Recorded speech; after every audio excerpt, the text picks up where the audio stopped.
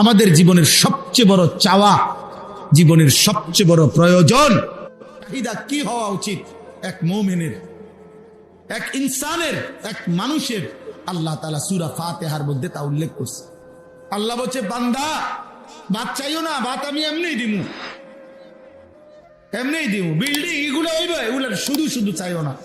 আমি যা বরাদ্দ রাখছি যার জন্য, যা আমি তা দেব। একটা পাতা পড়ে না আমার অনুমতি ছাড়া। এত বড় একটা বিল্ডিং বুঝি হয়ে যাইব আমার অনুমতি ছাড়া। কথা বোঝেন নাই? জমিনের একটা পাতা আল্লাহর অনুমতি ছাড়া পড়ে? আল্লাহ জানে না এমন হয়?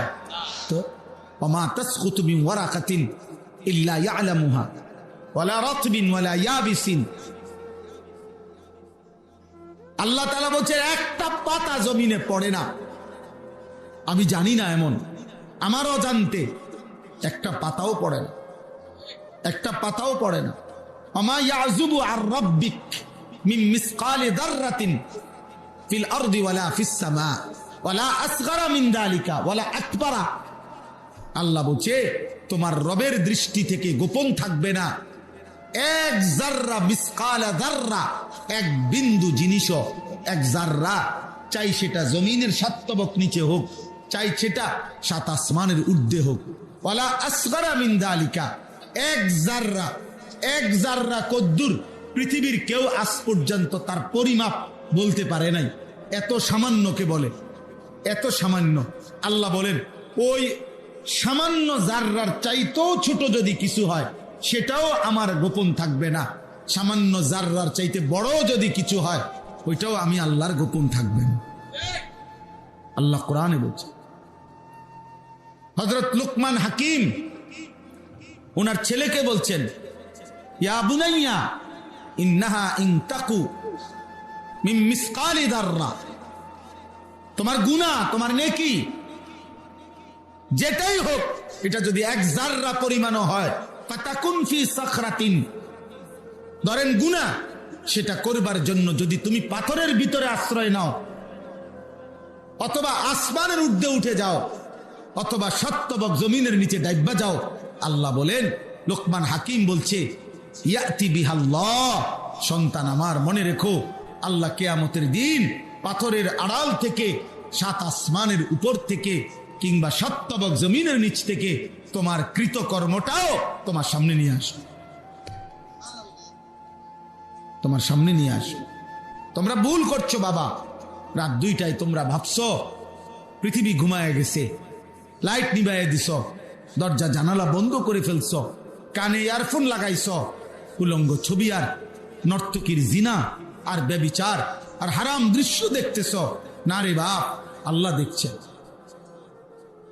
ইল্লা কুন্না আলাইকুম শুহুদান ইজ তুফিদুনা ফি, কোরআনে আল্লাহ বলছে, বান্দা তুমি যাই করো না কেন, যখন তা করতে থাকো, ভালো কিংবা মন্দ, খোদার কসম আল্লাহ বলে, আমি আল্লাহ সামনেই থাকি, সামনেই থাকি, সামনেই থাকি, আমি দেখতেই থাকি। বান্দা, আহা কি করছো? এটা আমার চোখ, আমার চোখ এটা। বান্দা, আমি চোখ দিছি, আমার চোখ। গত 40 বছর আমি কোনোদিন ভাবি নাই আমার চোখে চশমা দিতে হবে।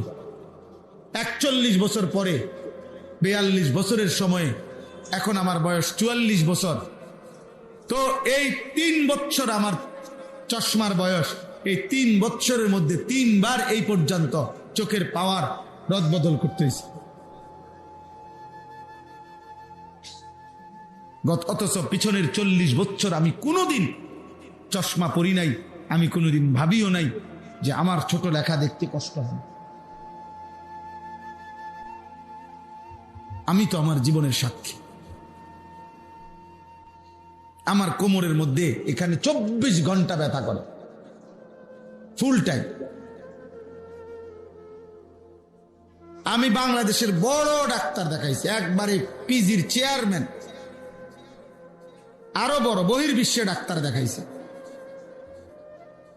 এ ওষুধ দেয়, এ ওষুধ খাই, কিন্তু ব্যথা তো কমে না।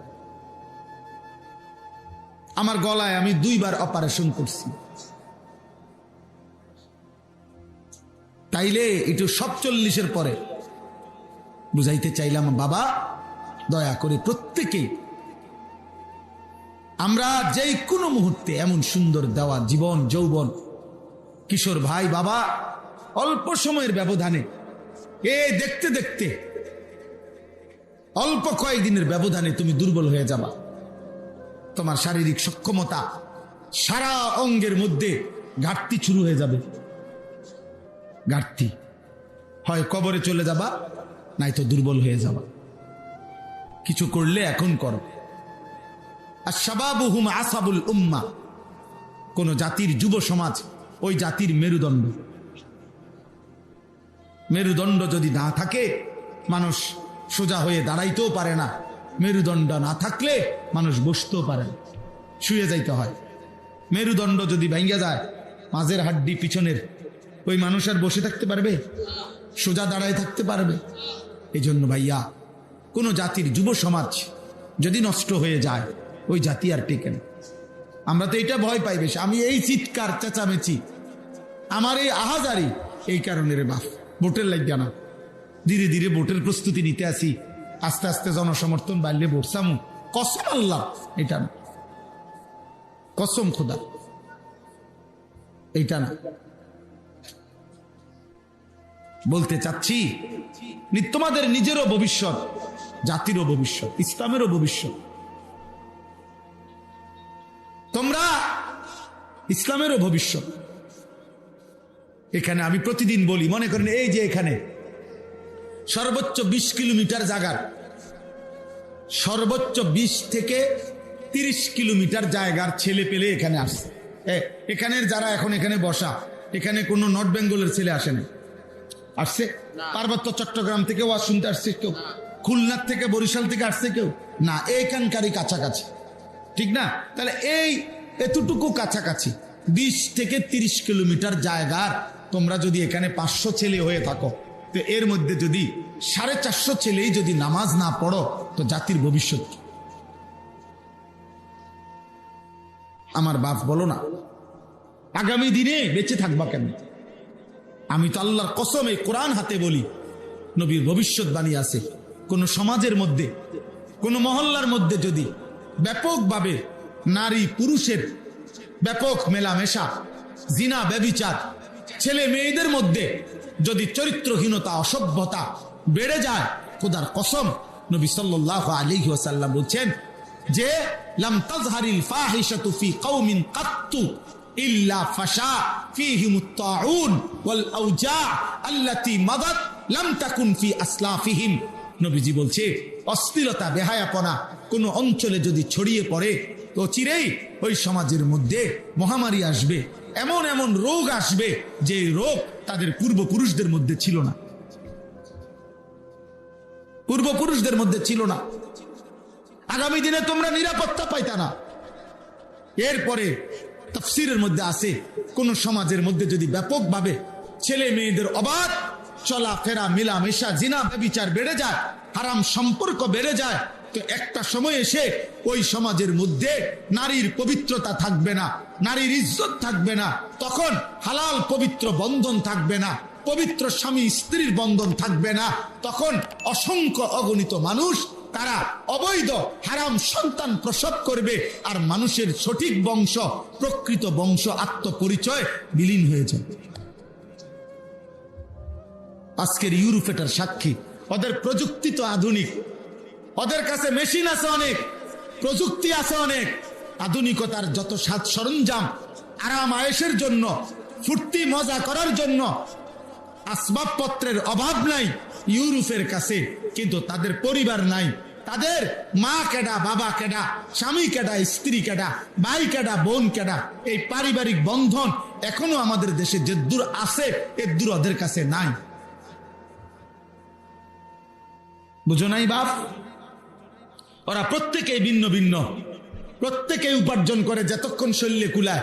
যখন আর শরীর নাই, যৌবন নাই, বৃদ্ধ, তুমি খবর নাও বাপ, খবর নাও, তো তাদের শেষ ঠিকানা সরকারি আশ্রম,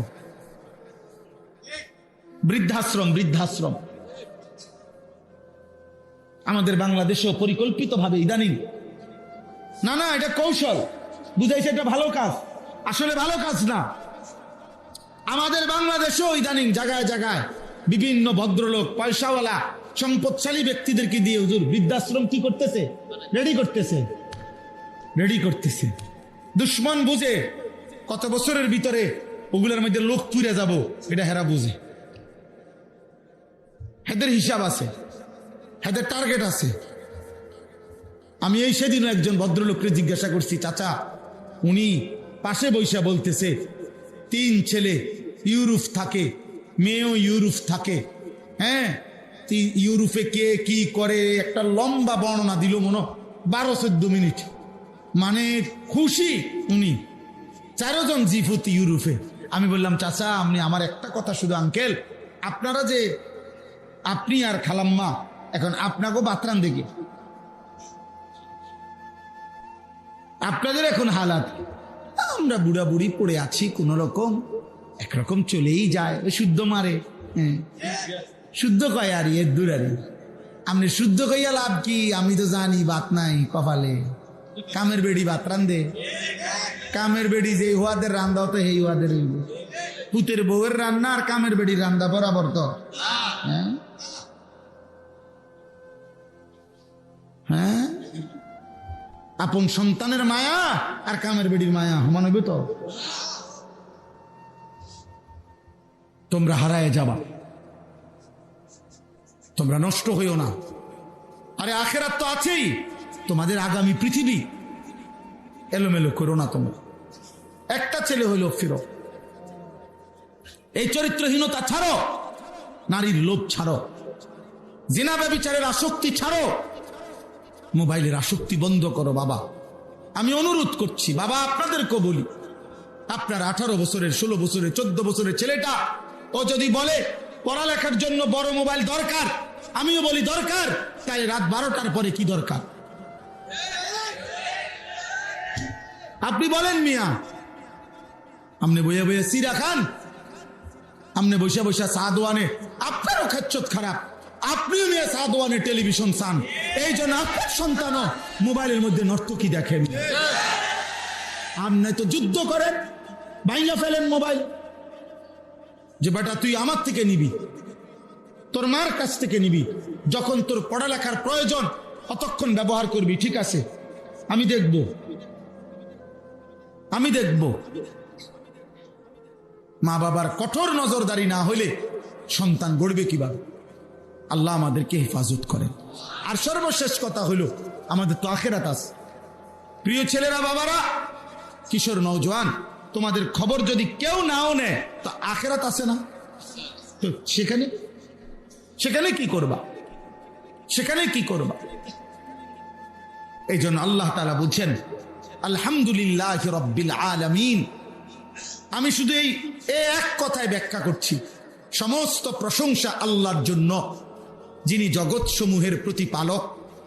মানে আল্লাহ বলছে, বান্দা যেখানে যত আয়োজন, যেখানে যত সুন্দর, যেখানে যত মায়া, যেখানে যত ভালোবাসা, যেখানে যত আয়োজন, যেখানে যত সাজগোজ, এই কায়নাতের যেখানে যা কিছু দেখো সবই তো আমার, অতএব প্রশংসা কেবল আমার।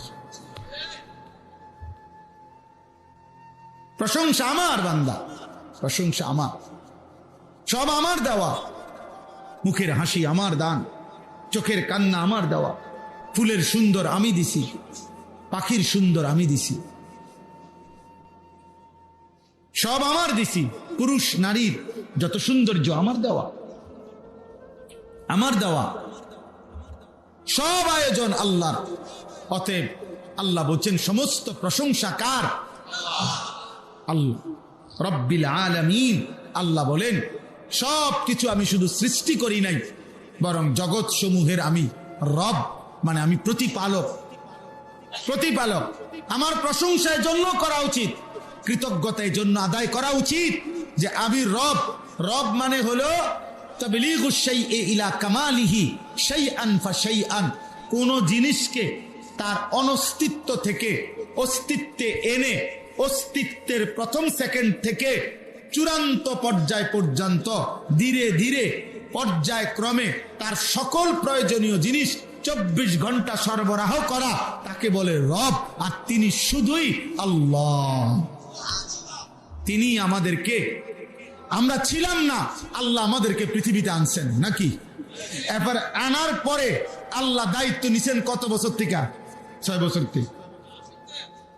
কথা বলেন না কেন? আল্লাহ দায়িত্ব ছেড়ে দিবেন কোন দিন? 40 বছর পরে, 45 বছর পরে। দায়িত্ব নিছেন কোন দিন? প্রথম সেকেন্ডে, সৃষ্টির আমার প্রথম মুহূর্তে। দায়িত্ব ছেড়ে দিবেন কোন দিন? কোনোদিনও না, কোনোদিনও না, কোনোদিনও। এই রব বলে এমন সত্তাকে, আমি ছিলাম না, আমারে আল্লাহ আনছেন।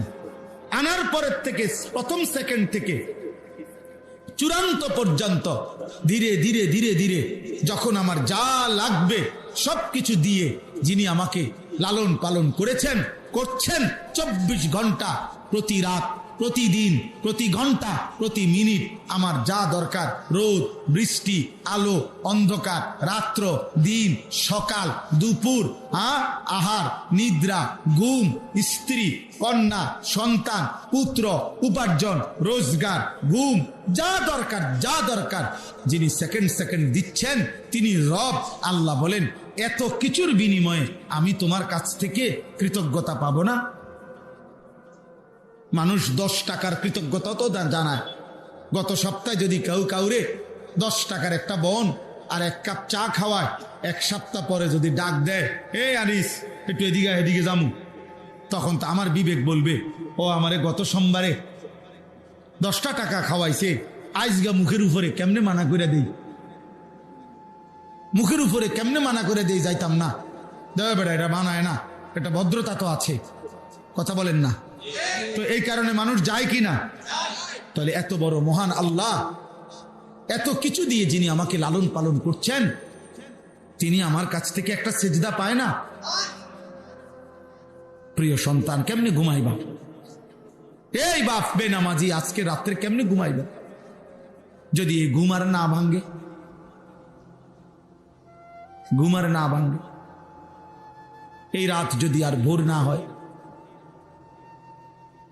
আমার এক মহব্বতের ছেলে, ফেনী বাড়ি, ও আমার মাদ্রাসায় স্কুলের ছেলে, 3 দিনের কোর্স করছিল। আমরা প্রতি 3 মাস পর পর আমার মাদ্রাসায় স্কুল, কলেজ, ইউনিভার্সিটির ছেলেদের জন্য ওযু, নামাজ, সূরা, কেরাত, দোয়া, কালাম এগুলার কোর্স করি আর শিখাই আমার মাদ্রাসার ওস্তাদ এবং বড় ছাত্র দিয়ে। এই মাসেও হয়েছে, আগস্ট মাসেও হয়েছে। একবার প্রায় 350 ছেলে আসছে, আরেকবার প্রায় 150 ছেলে পড়ছে। তো এর মধ্যে প্রথমবারে একটা ছেলে আমাদের এখানে ওযু নামাজ শিখছে, বাড়িতে অসুস্থ হয়েছে, তার লিভারের সমস্যা হয়েছে। ছেলেটা মৃত্যুর 3-4 দিন আগে বারবার তার মারে বলতো, মা, হাসলেও মরে যাবেন, কাঁদলেও মরে যাবেন, সুখে থাকলেও মরে যাবেন, দুঃখে থাকলেও মরে যাবেন। মায় তারে জিগাইছে, তুই এই কথা কই পাইলা? পরে আমার নাম বলছে, হুজুরে এটা বারবার কয়, সুখে থাকলেও মরে যাবা, দুঃখে থাকলেও মরে যাবা, হাসলেও মরে যাবা, কাঁদলেও মরে যাবা। এই 3 দিন পরে ছেলেটা মারা গেছে। ওই মা তার বন্ধুদেরকে দিয়া আমার কাছে খবর পাঠাইছে যে হুজুরে বললেন আমার সন্তান মৃত্যুর আগে বারবার হুজুরের নাম বলছে, আমার নাম। আমি পরে কয়দিন আগে গিয়া, ওর আলাদা গিয়া আমি তার কবর জিয়ারত করে আসছি। নিজে মাহফিলে যাওয়ার আগে দুপুরবেলা গিয়া আগে তার কবর জিয়ারত করছি, এরপরে আমি মাহফিলে গেছি। তাইলে বন্ধু, তুমি তো চলে যাবা আব্বা, যদি এই রাত আর ভোর না হয় তো বেনামাজির মৃত্যু হলো, সেজদাবিহীন মৃত্যু হলো। নারী দেখতে দেখতে, ছবি দেখতে দেখতে, উলঙ্গ দৃশ্য দেখতে দেখতে শরীর নাপাক হয়ে গেল। আল্লাহ আমাদেরকে মাফ করে দেন। আল্লাহ বলেন আর রহমানির রহিম, এই বান্দা আমি এত বড় সৃষ্টি জগৎ আমি যে পরিচালনা করি, লালন পালন করি, কারো চাপে না, আমারে বাধ্য করে নাই কেউ। আমি রহমান, আমি ভীষণ দয়ালু, আমার রহমত সাগর। আমি সেই রহমতের সাগর দিয়ে, আমার মায়ায়, আমার দয়ায় আমি আল্লাহ আমার সৃষ্টি পরিচালনা করি। এইবার আল্লাহ বলেন, বান্দা তুমি আমার খুব দয়া দেখছ যে তুমি আমারে, এই শেষ কথা শুনেন, আল্লাহ বলে, বান্দা তুমি মনে রাখো, তুমি মনে মনে ভাবতেছ আমি 1 ওয়াক্ত নামাজও পড়ি না, প্রত্যেক দিন মিথ্যা কথা বলি, আল্লাহরে টোটালি কোনো কিছুই মানি না, এরপরও উনি আমারে খাওয়াইতেছে, পড়াইতেছে, ঘুম পাড়াইতেছে, কোনো অসুবিধা নাই, মনে এই তালেই মনে এরুমে আল্লাহ মনে মনে। আল্লাহ বলে না না বান্দা, আমি ব্যালেন্স করে দিলাম, মালিক ইয়াউমিদ্দিন, আমি খুব দয়া করে তামাম দুনিয়ার হায়াতে সব কিছু আমি দিচ্ছি, এটা যেমন ঠিক, আমি আবার বিচার দিবসের মালিক, আমি আমার সবগুলো বিষয়ের আমার প্রতিটা নিয়ামতের হিসাব নেব, এটাও ঠিক। আজ যা দিলাম কাল তা হিসাব নেব। বুঝো নাই আব্বা? আমার হাসি, আমার রাত, আমার দিন, আমার ঘন্টা, আমার মিনিট, আমার সেকেন্ড, আমার খাবার, আমার রিজিক, আমার চোখ, আমার নাক, আমার কান, আমার হাত, আমার চোখের পলক, আমার নিঃশ্বাস, আমি হিসাব নেব। মালিক ইয়াউমিদ্দিন, আমি বাদশাহ। বাদশাহ, বাদশাহ যেমন দান করে, বাদশাহ তেমন শাস্তিও দেয়, দেয় না? কথা বলে না? মালিক ইয়াউমিদ্দিন। অতএব আল্লাহ আমাদের জীবনে ভারসাম্য এনে দিছে, যে আল্লাহ বলে বান্দা, আমি ভীষণ রহমতের কারণে, দয়া মায়ার কারণে সবাইকে লালন পালন করছি, কিন্তু অনুগত অবাধ্য এখন সবাইকে দিলাম, তবে মনে রেখো আমি কিন্তু সবটার হিসাব নেব। অতএব তুমি এবার ডান বাম না কইরা, তুমি ডান বাম না করে, কোনো দিকে এলোমেলো না করে, তোমার উচিত এটাই বলা, ইয়াকা না'বুদু ওয়া ইয়াকা নাস্তাঈন। আল্লাহ যেহেতু দিছেন আমনে সব, আবার আপনি সব হিসাবও নিবেন, কাজেই অন্যদিকে যাইয়া লাভ নাই, আমি নিশ্চিন্তে মেনে নিলাম, আমি আপনার গোলামি করব, আপনার ইবাদতই করবো। বাবুরে উল্টা পাল্টা করে লাভ নাই, হুদা বুঝছি, হইতো না, হইতো না। আপনি যেহেতু ছাড়তেন না, থেকে যেহেতু ছুটতে পারবো না, তার চাইতে ভালো বেজাল না করা। ওয়া ইয়াকা নাস্তাঈন, তবে মাওলা আপনার কাছে ফরিয়াদ, শুধু আমি দুর্বল, আমি আপনার বান্দা, আপনি আমার একটু সাহায্য করেন, আমি আপনার কাছে সাহায্য চাই, আমি যেন ইবাদত করতে পারি, আপনার হুকুম মানতে পারি, গুনাহ ছাড়তে পারি, আখিরাত সাজাইতে পারি। আল্লাহ আমাদেরকে তৌফিক দান করেন, আল্লাহ আমাদেরকে কবুল করেন। অনেক দেরি করে ফেললাম, অনেক রাত হয়ে গেল। ছেলেরা, বাবারা, আমারও ইচ্ছা ছিল না এত রাত অবধি বয়ান করব, কিন্তু ওই যে নিয়ত করছি হুজুরে কমু, যাতে আমার সামনের বছর ছাড়িয়া দেয়, এই জন্য এই বছর বেশি করে ওয়াজ করে দিল। আল্লাহ যেন হায়াত দান করে, আল্লাহ যেন আপনাদেরকে কবুল করে। আপনারা প্রত্যেকে ইনশাআল্লাহ নিয়ত করেন। বাবারা, আপনারা নিজের ফিকির করেন। ছেলেরা, বাপ, তুমি তোমারে নষ্ট করো না আব্বা। এই ভাই আমি হাত জোর করে বললাম, তোমারে নষ্ট করো, আমিও থাকবো না, তুমিও থাকতাম, কেউ কাউরে মনে রাখবে না রে আব্বা, কেউ কাউরে মনে রাখবে। চলো আমরা নামাজ পড়বো ইনশাআল্লাহ। নিয়ত করো ভাই, ফজরের নামাজ পড়বো ইনশাআল্লাহ, আখলাকের হেফাজত করবো আমরা ইনশাআল্লাহ। একটা ছেলে সমবয়সী বন্ধুর লগে পারতা না, অসৎ বন্ধু ভালো থাকতে দেয় না, অসৎ বন্ধু ভালো থাকতে দেয়। তুমি একাই সিদ্ধান্ত নাও যে আমি নামাজ পড়বো ইনশাআল্লাহ, পারবা। আলহামদুলিল্লাহ, প্রতিদিন বাংলাদেশে প্রতিদিন কম বেশি কিছু না কিছু যুবক আল্লাহর দিকে ফিরছে এবং নতুন করে আল্লাহর ইবাদতের স্বপ্ন দেখতেছে। আলহামদুলিল্লাহ, আমরা আশায় আছি, আমরা আশা করছি আল্লাহ তৌফিক দান করেন। আপনাদের সবার কাছে আমার অনুরোধ, রাসূলুল্লাহ সাল্লাল্লাহু আলাইহি সাল্লামের একটা সুন্নাত নবীর জীবনের আপনারা গ্রহণ করবেন, মানবেন। সুন্নাতেই জীবন, সুন্নাতেই আখিরাত, সুন্নাতেই ভালোবাসা, সুন্নাতেই অনুসরণ, সুন্নতের মধ্যেই আল্লাহর ভালোবাসা, সুন্নতের মধ্যেই মাগফিরাত, সুন্নতের মধ্যেই নাজাত, সুন্নতের মধ্যেই ইবাদতের বিশুদ্ধতা। ইবাদত সুন্দর হবে তখন, সুন্নত তরিকায় হবে যখন, আল্লাহর সন্তুষ্টি মিলবে তখন, সুন্নত তরিকায় যখন। আমরা প্রতিদিন, আমি আমার সাদা গাড়িতে সুন্নাতের কিতাব বিক্রি করি। এই সুন্নাতের এই কিতাব তালিমুস সুন্নাহ, আমাদের নবী সাল্লাল্লাহু আলাইহি সাল্লামের সারা জীবনের সমস্ত সুন্নাত, ছোট বড়, প্রায় 600 পৃষ্ঠা ব্যাপী এই কিতাবটার মধ্যে আমাদের ঢাকা গাজীপুরের কাপাসিয়ার হজরত, বাংলাদেশের একজন অন্যতম বুজুর্গ, অনেক বড় আল্লাহওয়ালা অধ্যক্ষ মিজানুর রহমান চৌধুরী হজরত, অনেক বড় বড় বুজুর্গ আলেমদের সমন্বয়ে এই কিতাবটা লিখছেন। বাংলা ভাষায় এর চাইতে বড় পূর্ণাঙ্গ সুন্নতের উপরে নবীর কিতাব নাই। আরো আছে কিন্তু এত বড় পূর্ণাঙ্গ নাই। আপনারা যার সুযোগ হয় যাওয়ার সময় আমাদের সাদা গাড়ি থেকে 400 টাকা মূল্যে এই কিতাবটা কেনার চেষ্টা করবেন।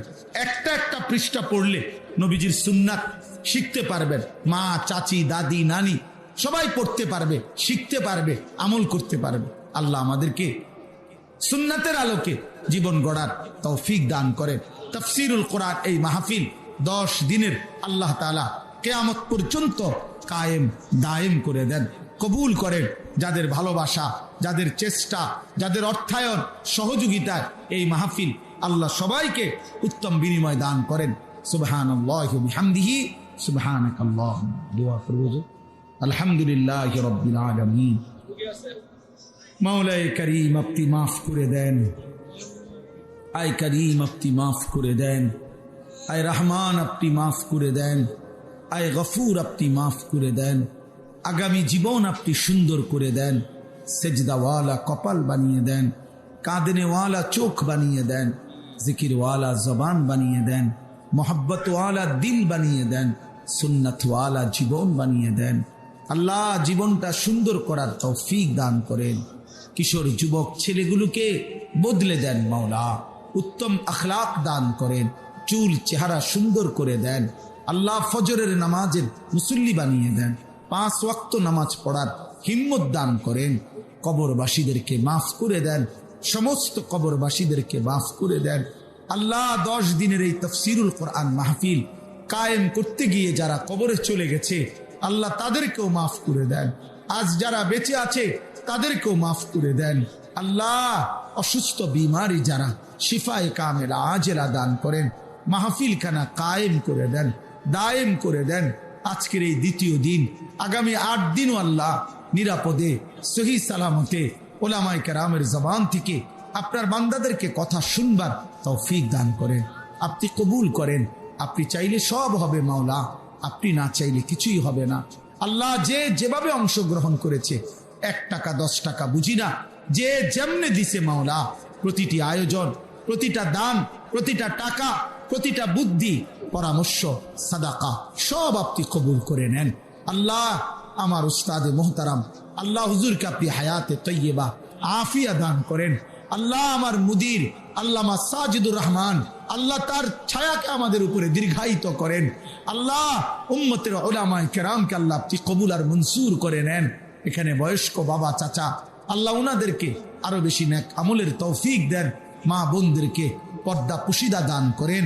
আমাদের সকলকে নেক জীবন দান করেন। রব্বির হামহুমা কামা রব্বায়ানি সগীরা। সুবহান রাব্বিকা রব্বিল ইজ্জাতি আম্মা ইয়াসিফুন ওয়া সালামুন আলাল মুরসালিন ওয়ালহামদুলিল্লাহি রাব্বিল আলামিন। বাবা কেউ স্টেজে উঠো না, স্টেজে এটা নরম, নিচে নিচে, স্টেজে কেউ উঠো না ইনশাআল্লাহ। নিচে নিচে নিচে নিচে মুসাফা করো।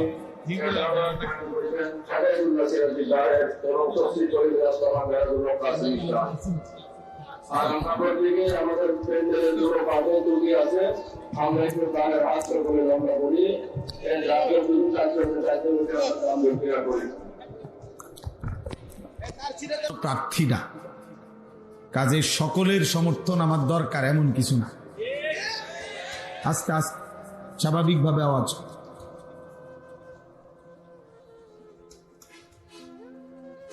এজন্য এটা জরুরি যে আমরা আখিরাতের জন্য আসছি, আল্লাহর কোরআন শুনবার জন্য আসছি। মোবাইল হাতে থাকলে মনোযোগ হয় না। কোরআনুল কারীমের মধ্যে আল্লাহ তাআলা স্পষ্ট আদেশ করেছেন, ওয়া ইযা কুরিআল কুরআন ফাসতামিউ লাহু ওয়া আনসিতু। যখন আমার কোরআন পড়া হয়, আল্লাহ নিজে বলছেন যে তোমরা মনোযোগ দিয়ে শোনো এবং চুপ থাকো। লাআল্লাকুম তুরহামুন। যদি তোমরা মনোযোগ দিয়ে শোনো এবং চুপ থাকো, আল্লাহ নিজে ওয়াদা দিছেন অবশ্যই তোমাদের উপরে রহমত বর্ষিত হবে। এখন রহমত বর্ষিত হবে মানে কি? আল্লাহ তাআলা তোমাকে আল্লাহর কথার উপরে আমল করার তৌফিক দান করবে। মানে আল্লাহর কথা মানার সুযোগ হবে, পালন করার তৌফিক হবে। এই মনোযোগ দিয়ে শুনবার বরকত, চুপ থাকার বরকত। এজন্য আল্লাহ তাআলা এটা আমাদেরকে আদেশ করেছে, আমাদের উচিত আল্লাহ তাআলার এই আদেশের প্রতি গুরুত্ব দাও। আমি যতগুলো ছেলে ভাই, তোমরা নওজোয়ান ভাই বিশেষ করে, ইচ্ছা করলে আমি সবাইরে অনুরোধ করি, আপনারা যদি আর একটু সামান্য একটু এক বিগত জায়গা আগাইয়া বসেন তাহলে ওরা বসতে পারেন। সবাই যদি বসে বরকত হবে। এজন্য ভাই তোমরাও বসার চেষ্টা করো, সবাই একটু একটু এক বিগত আগান। যিনি এক বিগত আগাবেন আল্লাহর রহমত তার দিকে এক হাত আগাবে, এটা হাদিস। নবী সাল্লাল্লাহু আলাইহি সাল্লাম বলছেন, আল্লাহ তাআলা বলছে, কথা বলেন না, কথা বলেন, কথা বলেন না, সবাই কথা বলবেন না, চুপ থাকেন প্রত্যেকে, সবাই আগান। শোনেন, যে আমার এই কথাটা শুনলেন না, যে আপনাকে আমি একটু আগাইতে বলছি, এখন নওজোয়ান ভাই বাবা যারা শুনলেন না, আপনিও চলে গেলে ভালো, কারণ আপনি যে পরের কথাও শুনবেন না এটা তো বুঝাই যায়।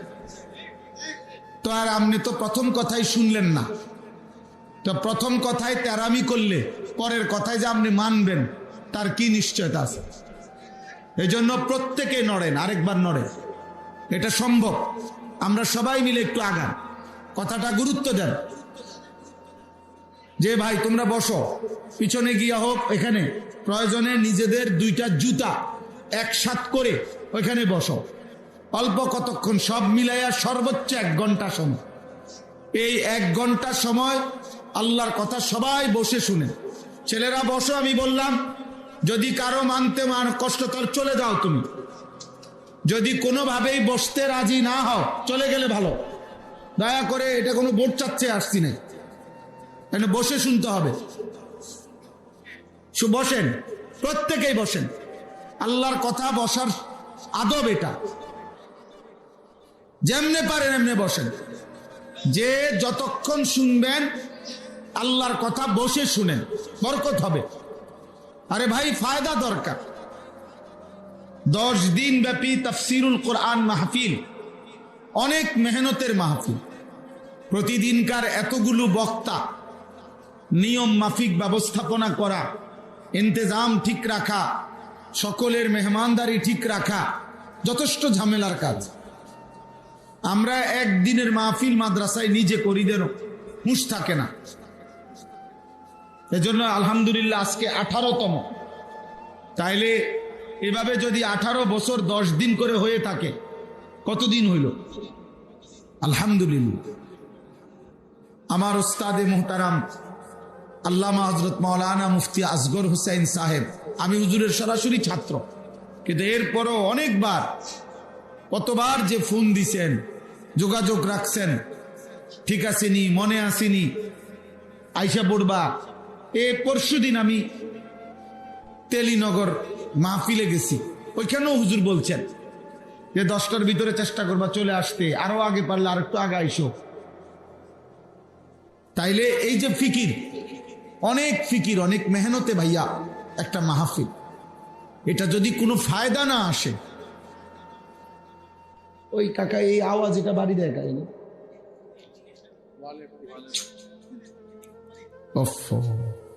তো এই জন্য এটা জরুরি।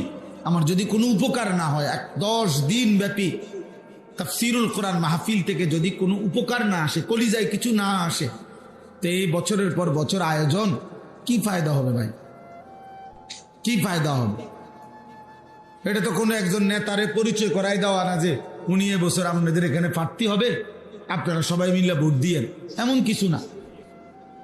এ তো আখিরাতের আশা, আখিরাতের আশা। কোরআনুল কারীমের মধ্যে আছে, আল্লাহ তাআলা বলছে, ওয়া আনজালনা ফীহা আয়াতিন বাইয়িনাতিন লাআল্লাকুম তাযাক্কারুন। আমি আল্লাহ কোরআনুল কারীমের এই সূরার মধ্যে আমার আয়াত স্পষ্ট করে বলেছি, নাজিল করেছি। আল্লাহ বলেন, কেন আমি আয়াতগুলো নাজিল করলাম? আল্লাহ নিজে বলছেন লাআল্লাকুম তাযাক্কারুন, যেন তোমরা উপদেশ গ্রহণ করতে পারো। তাহলে আল্লাহ তাআলা নিজে বললেন আমি কেন কোরআন নাজিল করলাম, আমি একটা একটা আয়াত কেন নাজিল করলাম, যেন তোমরা উপদেশ গ্রহণ করতে পারো।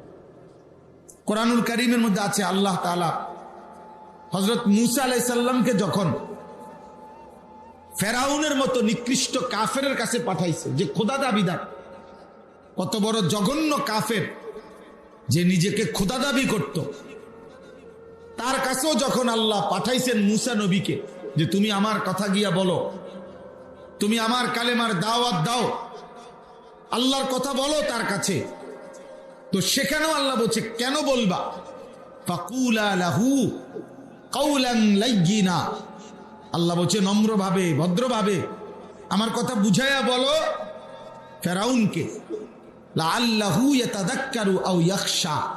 এই যে এখানে স্পষ্ট বলছে যে লাআল্লাহু ইয়াতাযাক্কারু আও ইয়াখশা।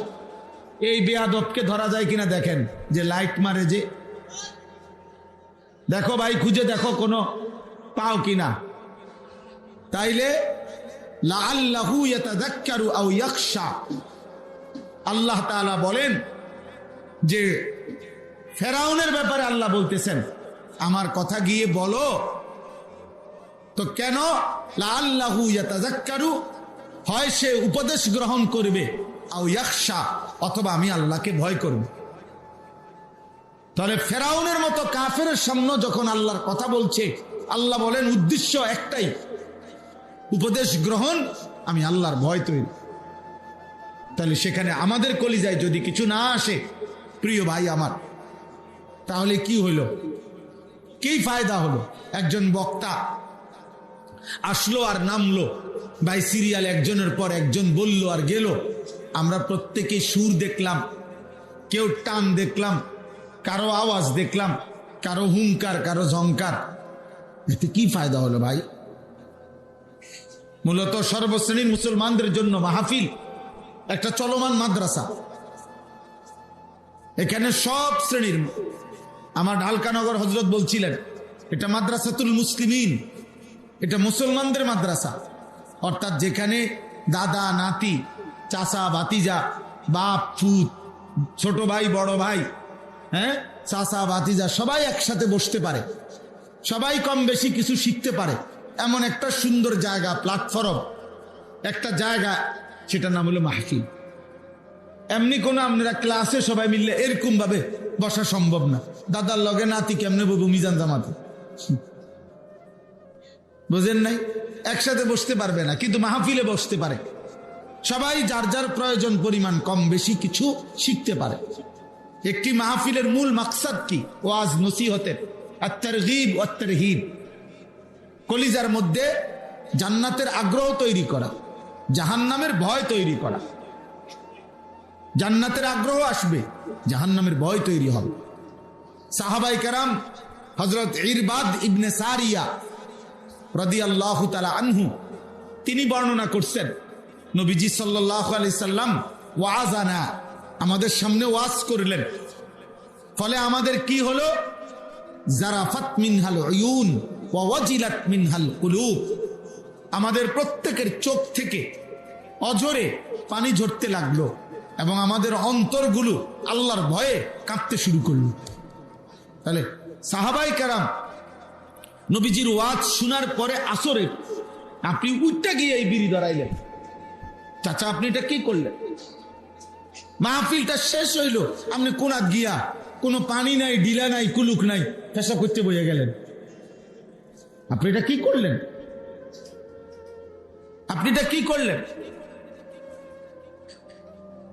হ্যাঁ, আপনি বাইর হইয়াই বললেন, এই কথাটা মুখ দিয়ে বললেন, কয়তো কত কথায় কয়টা মানুষ যাইব,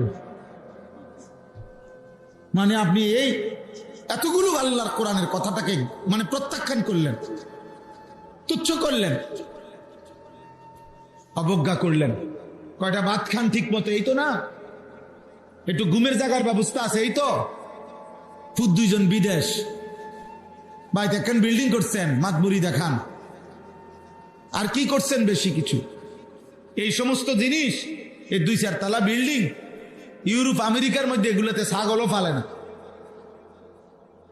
দুশ্মন আল্লাহ তাআলা বেঈমানদেরকে দুনিয়া আমাদের চাইতে 1000 গুণ বেশি দিছে, 1000 গুণ। তো কি এগুলো? আল্লাহকে চিনা, আখিরাতের ভয় আসা, কলিজায় আল্লাহর ভয় আসা, জান্নাতের আগ্রহ তৈরি হওয়া, জাহান্নামের ভয় তৈরি হওয়া। খোদার কসম, এটা মূল ফিকির।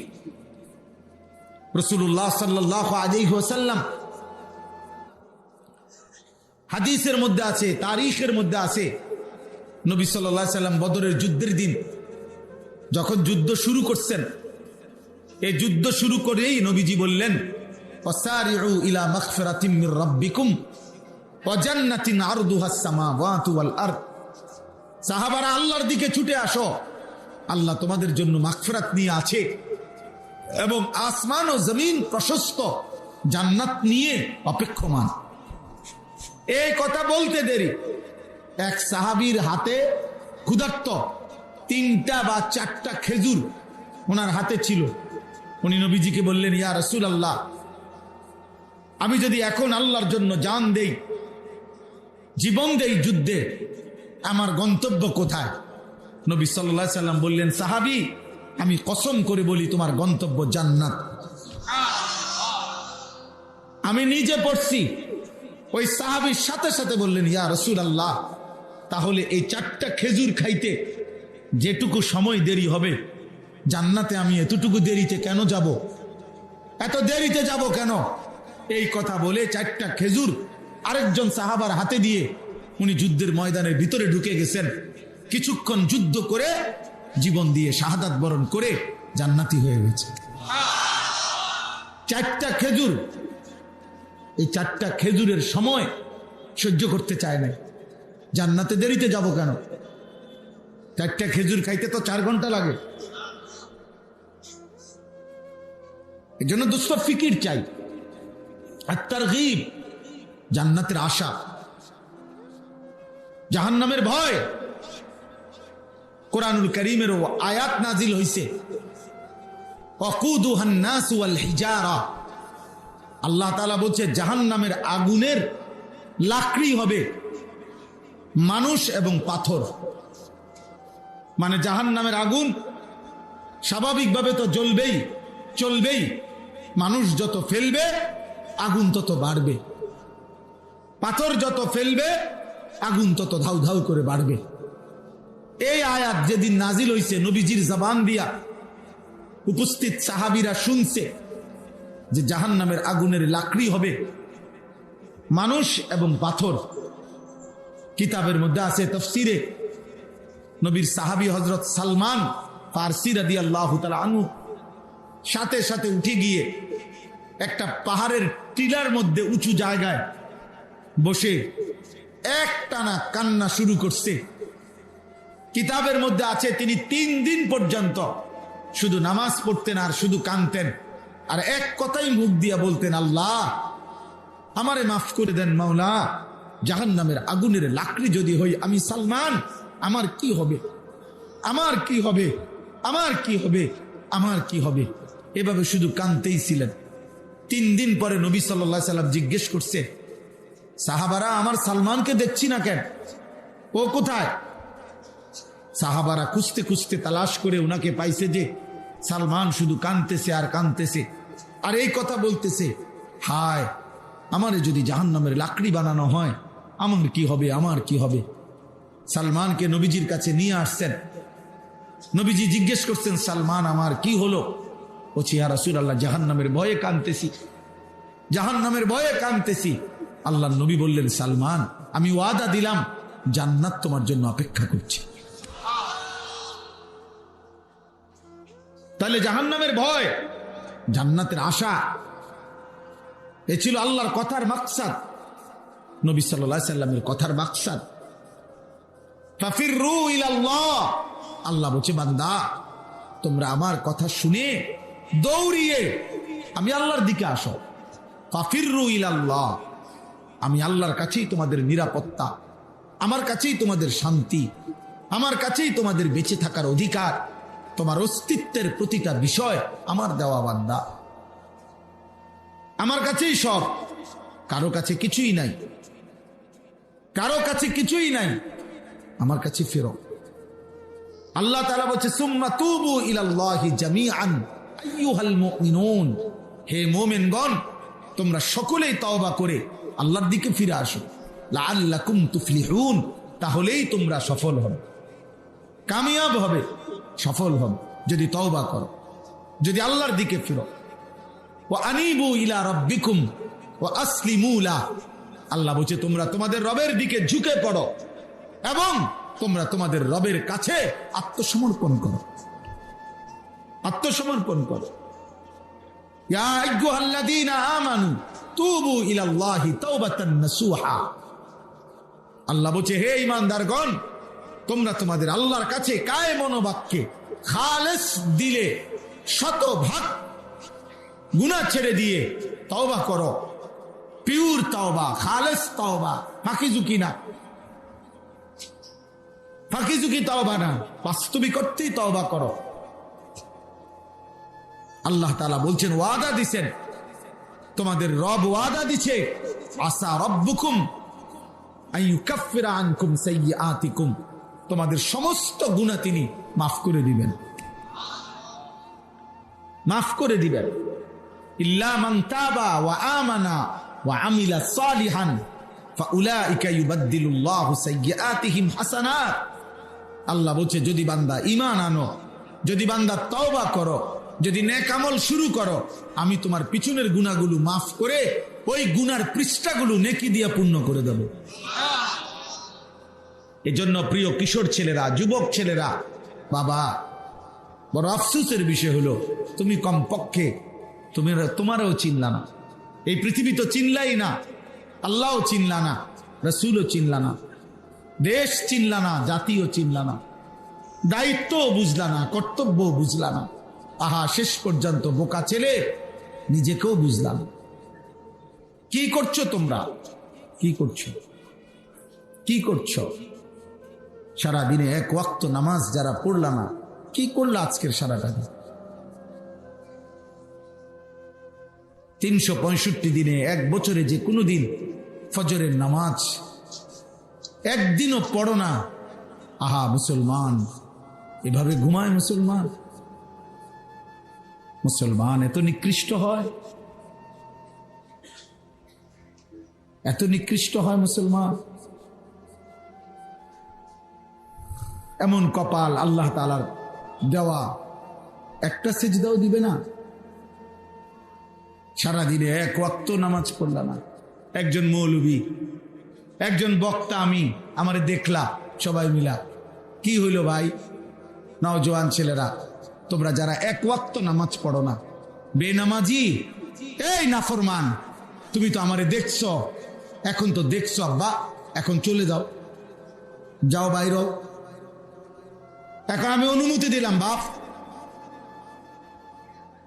তোমার মতো দুশ্মন, তুমি তো আল্লাহর দুশ্মন, তুমি তো রাসূলুল্লাহ সাল্লাল্লাহু আলাইহি সাল্লামের দুশ্মন, তুমি তো ইসলামের দুশ্মন, তুমি তো কোরআনের দুশ্মন, তুমি তো নবীর চোখের পানির দুশ্মন, তুমি তো নবীর তায়েফের রক্তের দুশ্মন, তুমি নবীর ক্ষুধার্ত থাকা পেটে পাথর বাঁধা কষ্টের দুশ্মন। কাজে তুমি তো বক্তা দেখতে আসছো, তো বক্তা তো দেখছো, এখন এই যে দেখলা, এখন যাও, এখন বাইর হও, বাইর হও এখন। লজ্জা থাকলে আল্লাহকে সেজদা দাও।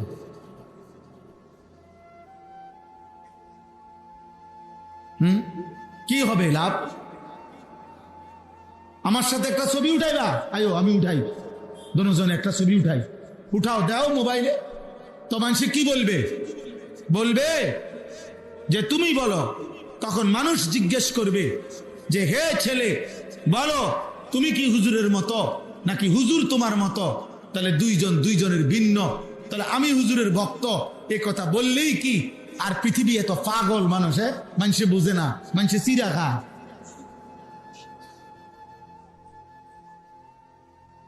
মানুষে চিরা খায়, মানুষে বোকা।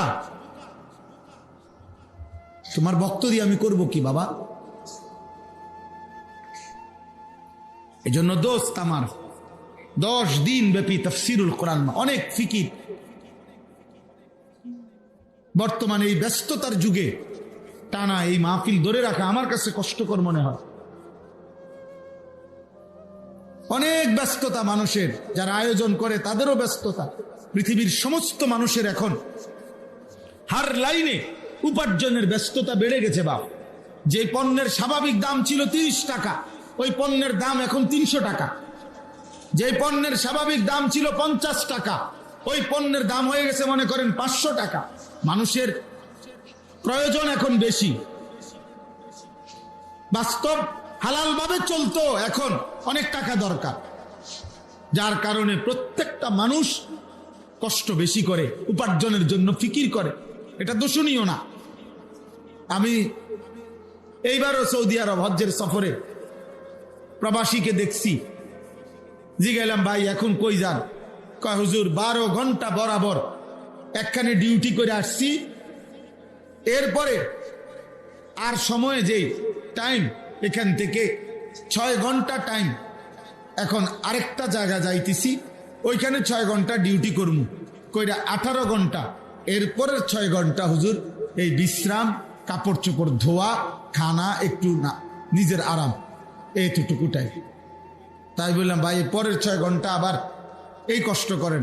কয় হুজুর মা গা বুড়া হয়ে গেছে, পড়ালেখা করতে বড় সড় হয়ে গেছে, বউ বাচ্চার চাহিদা, সংসার বড় হয়ে গেছে, বাবা অসুস্থ, আগের মতো হয় না হুজুর, কুলাইতারিরা, এই জন্য কুদ্দুর কষ্ট বেশি করি। 18 ঘন্টা ডিউটি করে মানুষ, 18 ঘন্টা। আর তোমরা কিশোর যুবক, এমন সুন্দর জীবন তোমরা একেবারে অনাদরে অবহেলায় শেষ করে দিচ্ছ। না আখিরাত চিনলা, না দুনিয়া চিনলা। আহারে অকর্মণ্য, অপদার্থ, একটা মোবাইল টিপতে টিপতে দুনিয়া শেষ করে দিল। আরে যদি সিরা বাজদা, মুড়ি বাজদা, তাইলেও কিছু হইত। যদি মাটি কাটতা, তাইলেও দিন শেষে 400 টাকা হাজিরা পাইতা। একটা ছোট কাজ করো, ছোট কাজ। তোমার হাতে পূর্ণ শক্তি, তোমার বাবার হাতে ওই শক্তি নাই। 18 বছরের সন্তান, তোমার হাতে এখন যে পরিমাণ শক্তি, তোমার 50 বছর বাবার হাতে ওই শক্তি নাই। বাবার কষ্ট হয়, বাবা হয়তো একাকী নীরবে কাঁদে, অথবা ভাবে যাক আর আমার জীবন শেষ, আর সুখ করতে পারলাম না। জিফুতের যদি আল্লাহ সুখ দেয়, বলে না হুজুরের কথা, ভাবে না? এক বাপ হয়তো মনে মনে ভাবে যা আর জীবনে আর সুখ পাইলাম না, যা ঠিক আছে, জিফুতের যদি আল্লাহ ভালো রাখে। আর তোমরা সেই বাবার কষ্টের মেহনতের টাকা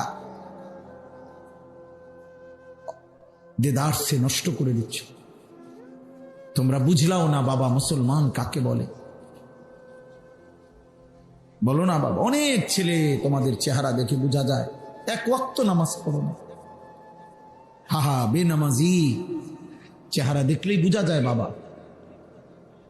বেনামাজির চেহারা পাষাণ, বেনামাজির চেহারা কালো, বেনামাজির চেহারায় কোনো দয়া মায়া থাকে না, বেনামাজির চেহারায় কোনো রসকস নেই, স্বাভাবিক সৌন্দর্য নাই। আল্লাহ নবী সাল্লাল্লাহু আলাইহি ওয়াসাল্লাম বলেছেন, মান কাসুরা সালাতুহু হাসুনা ওয়াজহুহু, যার নামাজের পরিমাণ বেশি তার চেহারায় সৌন্দর্যের পরিমাণ বেশি।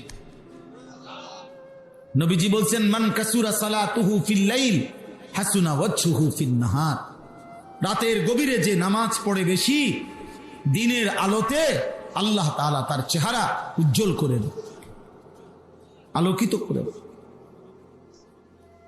আলোকিত করে দেন। গুনার প্রথম আসর কি? আল্লাহর কসম, হযরত আব্দুল্লাহ ইবনে আব্বাস রাদিয়াল্লাহু তাআলা আনহুমা বলছেন, প্রত্যেক গুনার প্রথম ক্ষতি কি?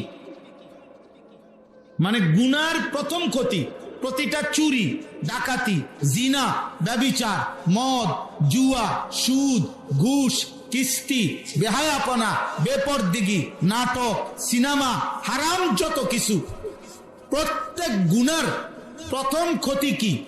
সাওয়াদুন ফিল ওয়াজহ। হযরত আব্দুল্লাহ ইবনে আব্বাস বলছে গুনার প্রথম ক্ষতি চেহারা কালো করে। আল্লাহর কসম, নবীর বিখ্যাত সাহাবী বলছে, শ্রেষ্ঠ সাহাবী আব্দুল্লাহ ইবনে আব্বাস রাদিয়াল্লাহু তাআলা। গুনার প্রথম ক্ষতি চেহারা কালো করে। জুলমাতুন ফিল কলব, দ্বিতীয় ক্ষতি অন্তর অন্ধকার করে। ওয়াহানুন ফিল বাদান, তৃতীয় ক্ষতি শরীর দুর্বল করে। দাইকুন ফির রিজক, চতুর্থ ক্ষতি রিজিক কমিয়ে দেয়। পঞ্চম ক্ষতি বুগদাতুন ফি কুলুবিল খালক, মানুষের অন্তরে ঘৃণা তৈরি করে। আমি প্রত্যেক দিন বলি, আমি আজও বলতেছি, প্রিয় বাবা, প্রিয় সন্তান, আমাকেও বলি, আপনাদেরকেও বলি, মনে রাখবেন, কোন পাপীকে মানুষ মানুষ নামে ডাকে না, পাপের নামে ডাকে। প্রিয় ছেলে, মনে রাখো আব্বা, পাপীকে মানুষ মানুষ নামে ডাকে না, পাপের নামে ডাকে। কোন সুদখোরকে মানুষ আর মানুষ নামে ডাকে না, বলে সুদখোর। কোন ঘুষখোরকে মানুষ আর মানুষ নামে ডাকে না, ঘুষখোর নামে ডাকে। কোন মদখোরকে মানুষ আর মানুষ নামে ডাকে না, বলে মদখোর, নেশাখোর, গাঁজাখোর। কোন জুয়ারিকে মানুষ মানুষ নামে আর ডাকে না, বলে জুয়ারি, লম্পট।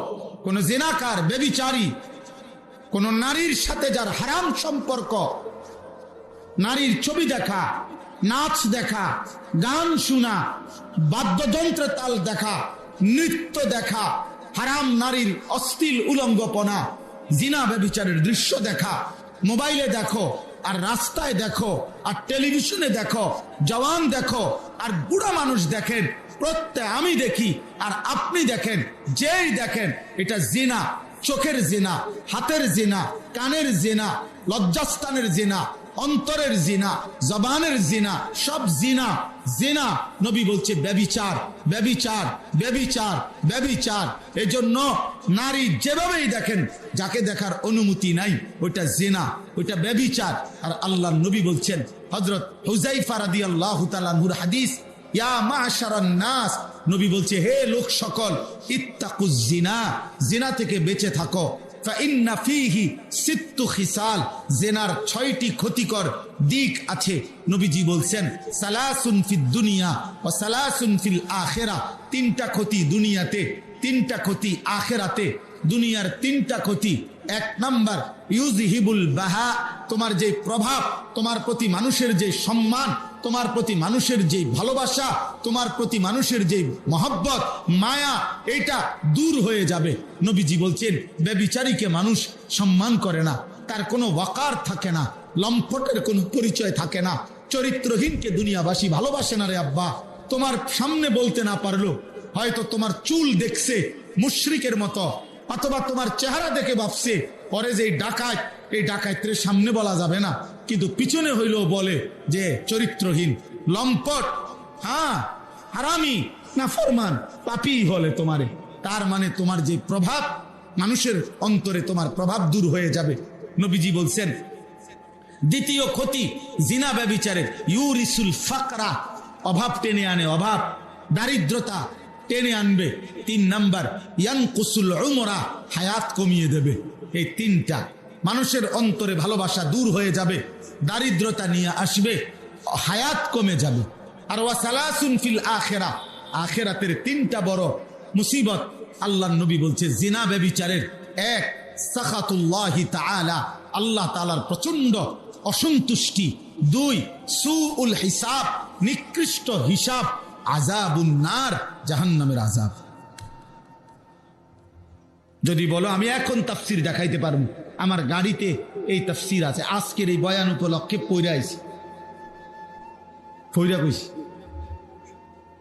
এটা যে তাফসীরুল কোরআন মাহফিল আমি জানি, এই জন্য পইরা আইছি, পইরা কইলে এই কিতাব আছে আমার কাছে, আর তাফসীরুল মুনির, 17 খণ্ড বিশিষ্ট আরবি তাফসীর।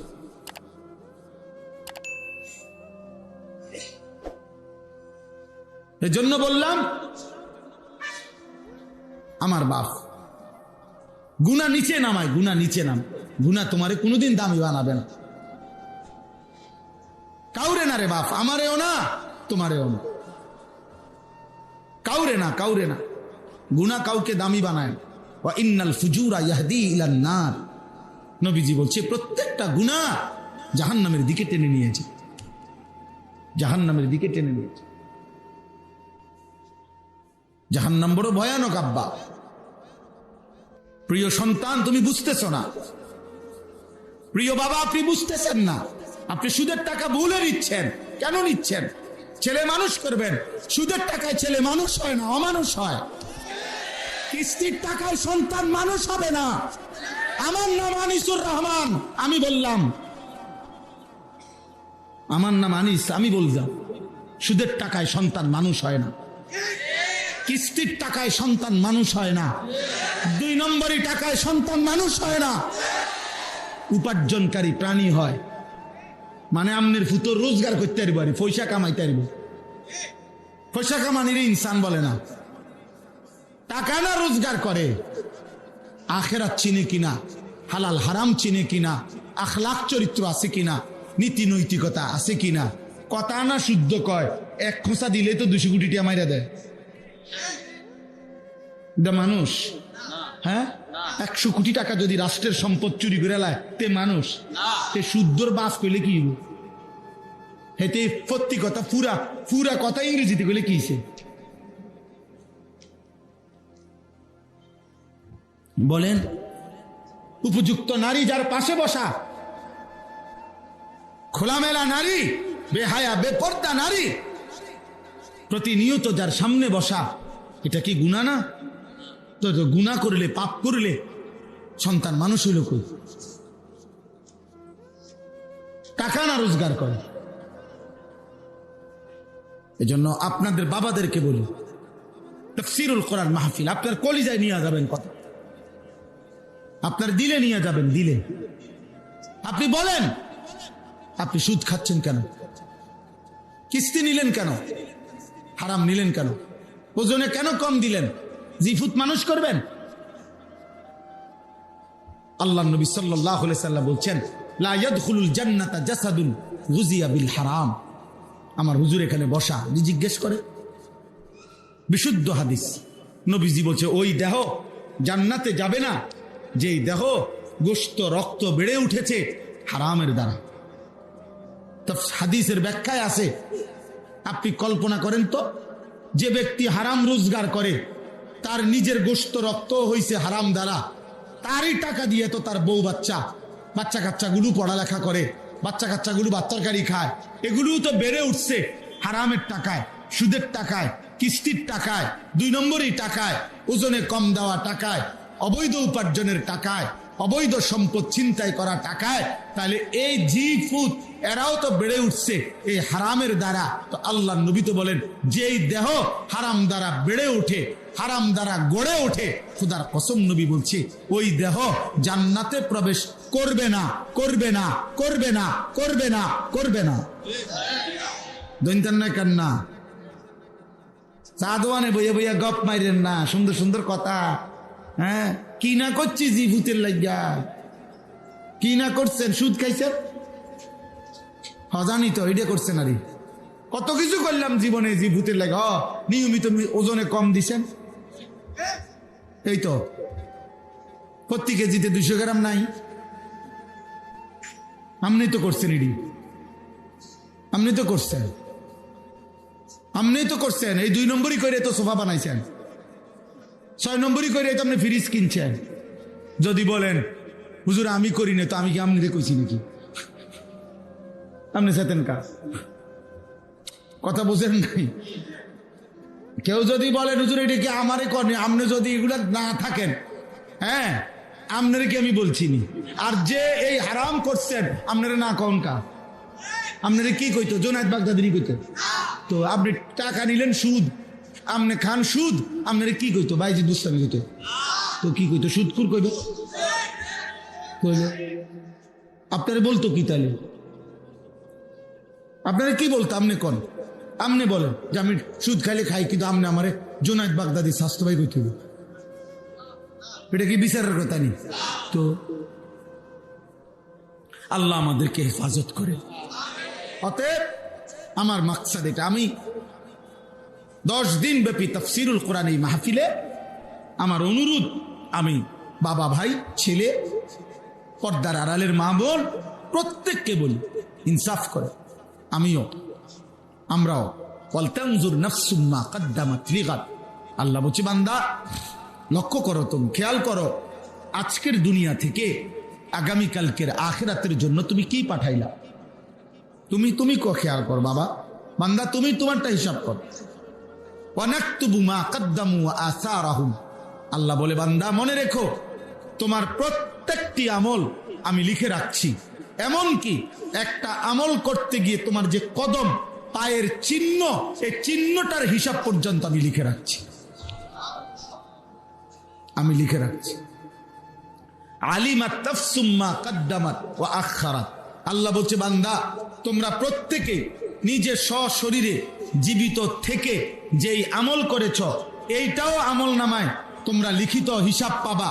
আবার তোমরা যা পৃথিবীতে রেখে গেছো ওটার দ্বারা যদি কোনো নেকি আসে ওইটাও পাবা, ওইটার দ্বারা যদি কোনো গুনাহ আসে তো সেটাও পাই। তুমি যে মসজিদে করছো, মসজিদে টাকা 30,000 দিয়ে গেছো, তো তোমার মৃত্যুর পরেও এই মসজিদে যতদিন নামাজ হবে, সেজদা হবে, আল্লাহর বন্দেগী হবে, খোদার কসম আল্লাহ বলছে বান্দা তোমার আমল নামা তো নেকি আসবে। আবার তুমি যে মাশাআল্লাহ এখন টেলিভিশন রেখে গেছো ঘরে, তোমার বউ আর তোমার জিফুত নাতি নাতনি মিল্লা সোফাত বইয়া ঠেঙ্গালগি দিয়া এখন যে নর্তকীর নাচ দেখে, নাটক দেখে, সিনেমা দেখে, নৃত্য দেখে, এগুলোর দ্বারা যা গুনাহ হয় খোদার কসম তোমার আমল নামার মধ্যে তার প্রত্যেকটা গুনাহ সমান সমান 100 লেখা হবে। 100 ওদের গুনাহ যে দূর তোমার গুনাহ হবে। দাদা যান আমনে টের পাবেন, দাদা আমনের নাতির আমল দিয়া আমনো আল্লাহর রহমতে ছেড়ে যাবেন, আমনো টের পাবেন, আমনো টের পাইবেন। আপনি হাসরের ময়দানে দেখবেন, আখিরাতের হিসাব পাবেন। আপনি যখন দেখবেন যে নাটক সিনেমা আমনের নামে 10 কোটি, আপনি করবেন না কি কন আল্লাহ কারে দিয়ে লেখাইছেন তার ডাকেন। আমি টেলিভিশন চাইছি ঠিক আছে 60 বছর, 60 বছরে 10 কোটি হয় কেমনে? তখন ফেরেশতা বলবো চাচা আপনারা কি আগে কইছিল না হুজুররা যে আপনার নাতির টিউ হিসাব আইব? এগুলো আপনারা বলে নাই, আপনার ব্যবস্থাপনায় না, আপনার টিভিটা তো এরা বদলাইছে না। আপনার মরার পরও আরো 12 বছরের টিভি হেঁটেই ছিল। বলেন আপনি কি করবেন?